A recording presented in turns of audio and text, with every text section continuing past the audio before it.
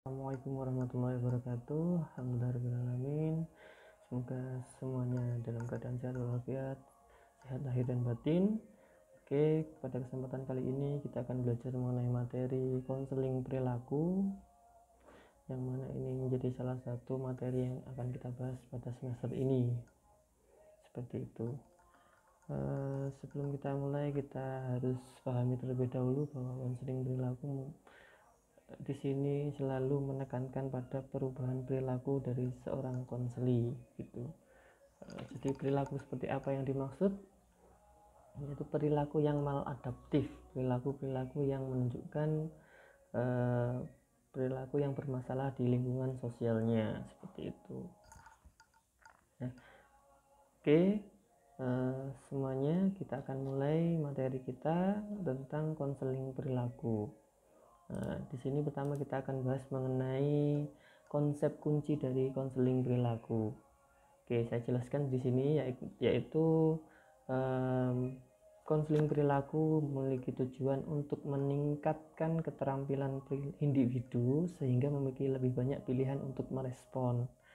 Artinya, ketika seseorang individu memiliki masalah perilaku, di sini konseling perilaku akan membantu individu untuk memiliki lebih banyak solusi-solusi dalam penyelesaian masalahnya, seperti itu.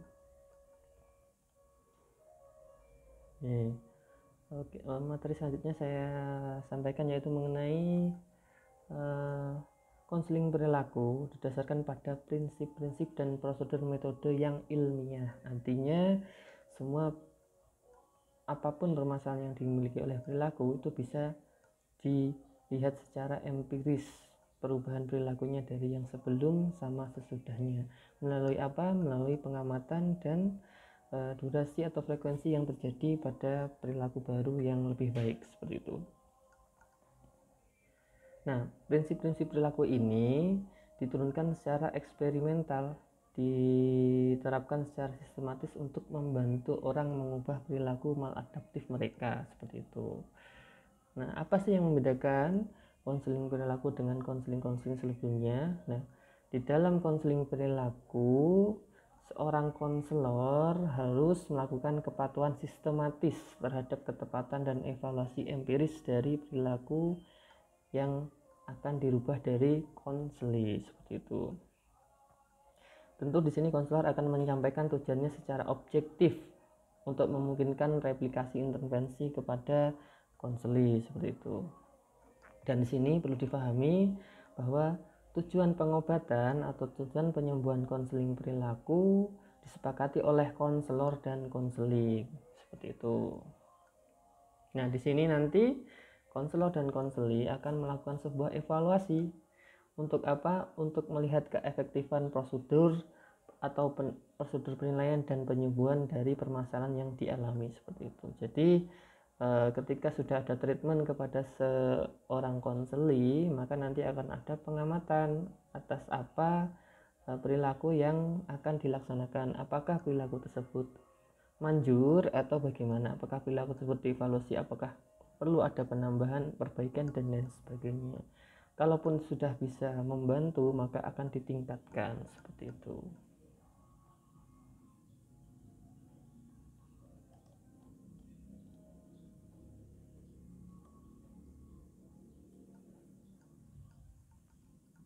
Nah, di sini dalam membantu konselor memerlukan yang namanya analisis perilaku. Jadi memang nanti asesmen dalam proses konseling ini lebih kepada mencari perilaku-perilaku adaptif yang selama ini menjadi permasalahan dari konseling tersebut. Misalkan perilaku maladaptif dalam konteks mahasiswa, yaitu contoh yang pertama adalah membolos. Mungkin selanjutnya yaitu bermain HP ketika perkuliahan.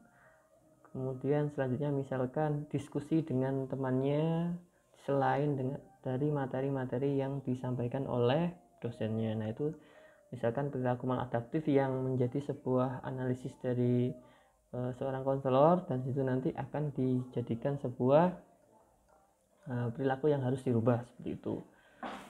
Jadi setelah itu kita bisa melanjutkan ke sesi selanjutnya. Nah, tentunya dalam konseling perilaku di sini konselor harus berperan aktif dalam konseling perilaku ini, sehingga dengan peran aktif ini konseling ini dapat mengatasi permasalahan perilaku mereka seperti itu. Nah, di sini peran aktif ini ditunjukkan dengan yaitu konseling memantau perilaku mereka sendiri setelah pelaksanaan sesi konseling dengan konselor. Tentunya di sini konseling mengamati apakah treatment yang akan dilaksanakan bisa dilaksanakan atau tidak.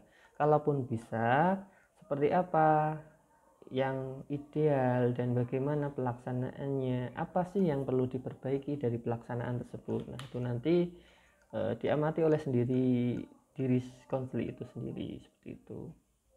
Sehingga diharapkan dari situ konseling bisa merubah perilakunya lebih baik lagi atau perilaku yang adaptif seperti itu. Perlu saya sampaikan, konseling perilaku itu berorientasi pada tindakan dan pendidikan. Artinya pembelajaran dipandang sebagai inti dari terapi. Pembelajaran ini dimaknai sebagai perubahan perilakunya dari yang selama ini misalkan membolos itu menurut mereka perilaku yang benar. Ada proses pendidikan di situ, ada perilaku baru yang dimunculkan, akhirnya menghasilkan perubahan perilaku seperti itu. Makanya dikatakan orientasinya pada tindakan dan pendidikan seperti itu.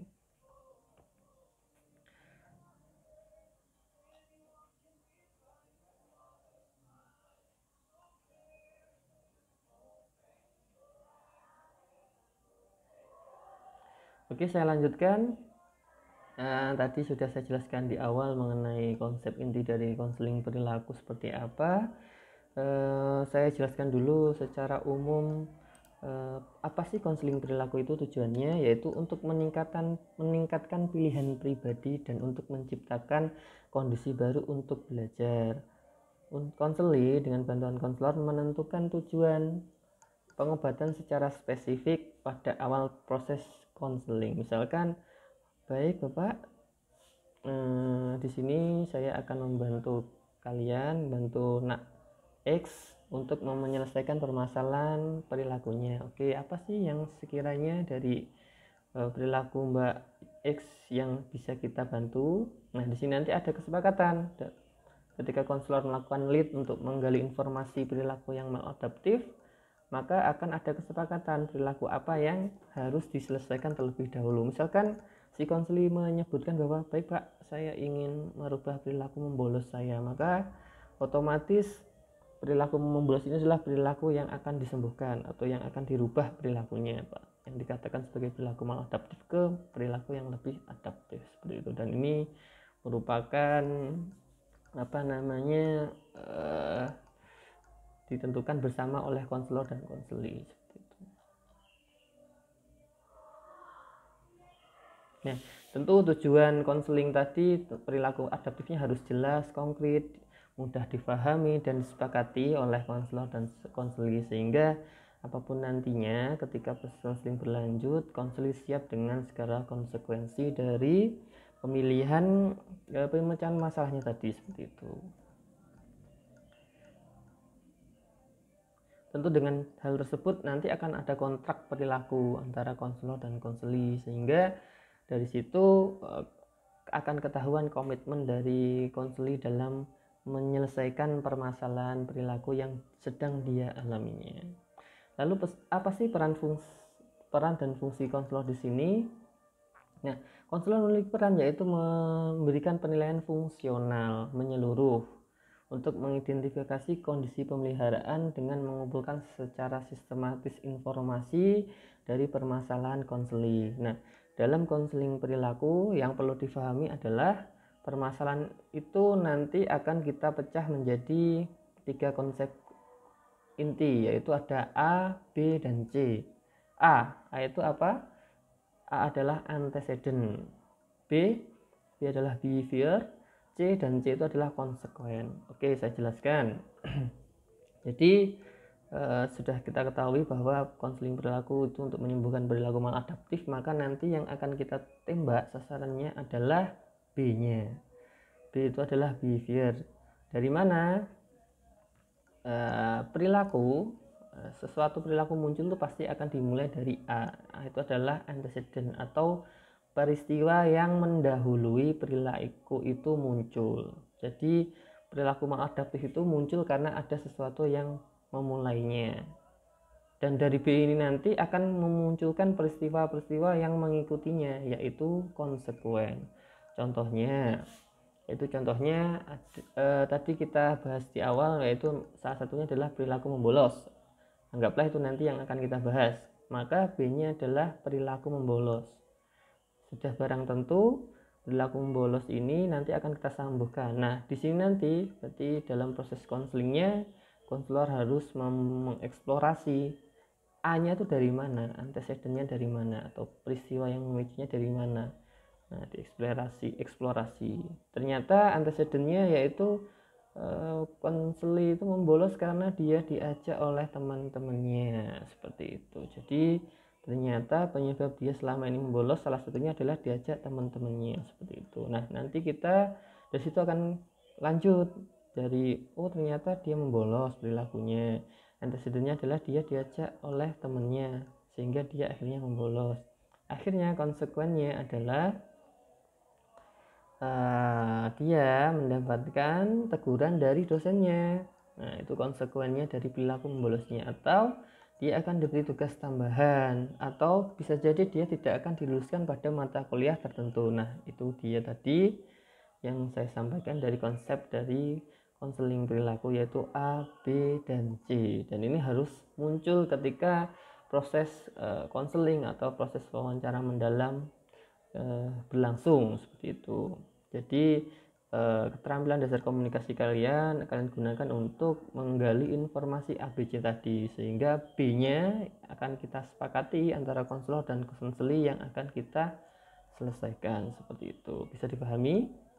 Oke.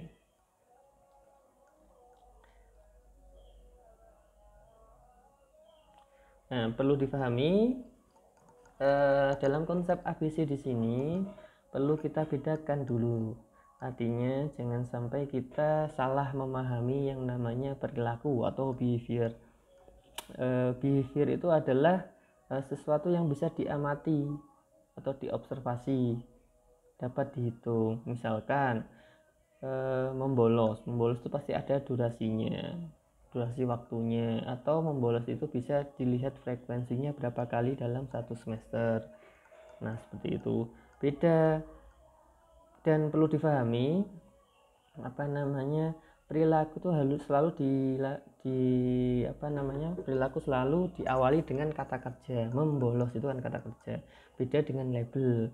Kalau label itu selalu dimulai dengan kata sifat, yaitu anak bandel, anak nakal, anak pemalas. Nah, seperti itu. Nah, ini perlu kita pilah, yaitu bahwa dalam konseling perilaku yang kita sembuhkan adalah perilakunya, bukan labelnya. Label ini akan sembuh sendiri ketika perilakunya akan berubah, seperti itu. Jadi anak pemalas misalkan, perilakunya apa?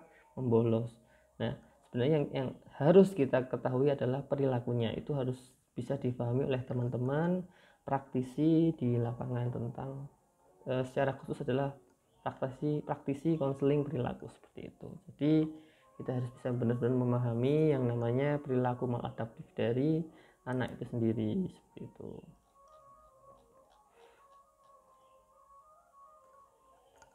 Nah, tentu di akhir konseling perilaku ini harus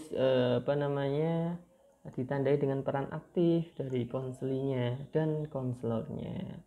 Jadi konselornya memiliki peran yaitu mengajarkan keterampilan konkret melalui pemberian instruksi, pemodelan, dan umpan balik kinerja. Maka konselingnya memiliki peran yaitu terlibat dalam latihan perilaku dan melaksanakannya. Kemudian mengevaluasi apakah perilaku-perilaku yang dilatih tadi dan dilaksanakan tadi berhasil memutus mata rantai perilaku maladaptif mereka. Makanya dalam konseling perilaku ini yang perlu dipahami adalah konseling ini berupa konseling direktif. Jadi konselor memiliki peran yang aktif dalam menyelesaikan permasalahan dari konseling.